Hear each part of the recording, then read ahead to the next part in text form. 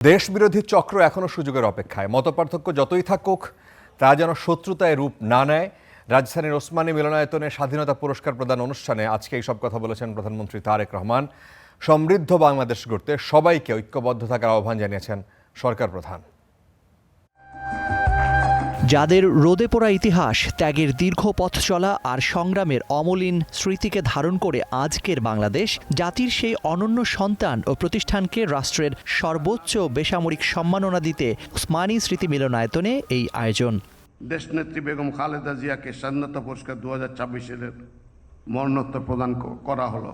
এবছর স্বাধীনতা, গণতন্ত্র, নারী শিক্ষা সহ দেশ গঠনে অবদানের জন্য বিএনপি প্রয়াত চেয়ারপারসন বেগম খালেদা জিয়াকে ভূষিত করা হয় দেশের সবচেয়ে গৌরবান্বিত এই পুরস্কারে। বেগম খালেদা জিয়ার পক্ষে পুরস্কার গ্রহণ করার জন্য তার নাতনি মিস জাইমা রহমানকে অনুরোধ জানাচ্ছি। প্রধানমন্ত্রীর হাত থেকে বেগম জিয়ার পক্ষে মরণোত্তর এই পদক নেন তার নাতনি জাইমা রহমান। বেগম জিয়া ছাড়াও জাতীয় পর্যায়ে গৌরবোজ্জ্বল ও কৃতিত্বপূর্ণ অবদানের স্বীকৃতি হিসেবে এবারের স্বাধীনতা পুরস্কারে ভূষিত হন 14 ব্যক্তি ও 5 প্রতিষ্ঠান। মুক্তিযুদ্ধে গৌরবোজ্জ্বল অবদান, দেশপ্রেমিক নেতৃত্ব বিকাশ এবং রাষ্ট্র ও সমাজে প্রাক্তন ক্যাডেটদের গুরুত্বপূর্ণ ভূমিকার জন্য ফৌজদার ক্যাডেট কলেজকে স্বাধীনতা পুরস্কার 2024 প্রদান করা হলো। মঞ্চে যখন নামগুলো উচ্চারিত হচ্ছিল তখন যেন ফিরে আসে এক একটি নিঃশব্দ লড়াই আর ইতিহাসের বহু না বলা গল্প। আমি বিশ্বাস করি আমাদের মেয়েরা একদিন বিশ্ব মঞ্চে আরও বড় জয় নিয়ে আসবে। আমার এই দীর্ঘ পথ চলা যদি তাদের জন্য সামান্য অনুপ্রেরণা হয়ে থাকে তাহলেই আমার এই অর্জন সার্থক হবে বলে মনে করি। মাননীয় প্রধানমন্ত্রী, আপনার হাত থেকেই আবার দেশের সর্বোচ্চ বেসামরিক সম্মাননা স্বাধীনতা পদক গ্রহণ করার আমার জীবনের সবচেয়ে গৌরবময় ঘটনা। স্বাধীনতা পদক শুধু একটি পুরস্কার নয়, একে ইতিহাসের স্বীকৃতি আর আত্মত্যাগের সম্মান বললেন প্রধানমন্ত্রী তারেক রহমান। দেশে গণতন্ত্র প্রতিষ্ঠা এবং নারী শিক্ষাসহ দেশ গঠনে অসামান্য অবদানের জন্য বেগম খালেদা জিয়াও এবছর মরণোত্তর স্বাধীনতা পুরস্কার পেয়েছেন।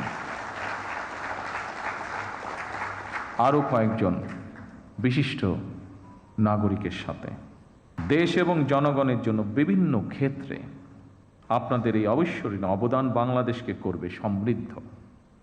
আজ এবং আগামীর বাংলাদেশে প্রজন্মের পর প্রজন্ম ধরে আপনাদের এইসব অবদান প্রেরণার উৎস হবে বলে আমি বিশ্বাস করি। দেশের জন্য হলেও অযথা বিতর্ক না করে সব দল ও মতকে ঐক্যবদ্ধ থাকার আহ্বানও জানান সরকার প্রধান। আমাদের প্রত্যাশিত স্বনির্ভর সমৃদ্ধ বাংলাদেশ গড়তে হলে প্রতিশোধ, প্রতিহিংসা কিংবা অযথা বিতর্ক নয়। আমাদের পথ মত ভিন্ন হতে পারে, আমাদের মধ্যে বিভিন্ন ইস্যুতে বিতর্ক বিরোধ থাকতে পারে, তবে আমাদের মধ্যেকার বিতর্ক বিরোধ যেন শত্রুতায় রূপ না নেয়।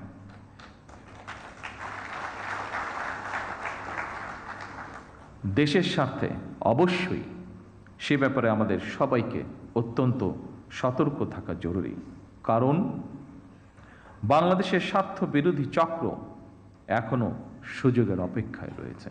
মুক্তিযুদ্ধে সব জাতীয় নেতার অবদানকেও স্মরণ করেন তিনি।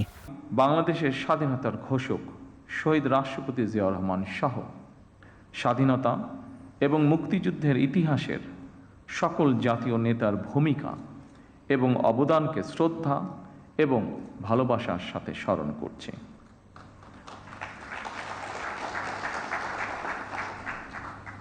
আমরা যদি হীন দলীয় স্বার্থে আমাদের ইতিহাসের জাতীয় নেতাদের ভূমিকাকে শ্রদ্ধার সঙ্গে স্মরণ করতে কার্পণ্য করি, তাহলে ভবিষ্যতের ইতিহাস আমাদেরকেও ক্ষমা করবে না।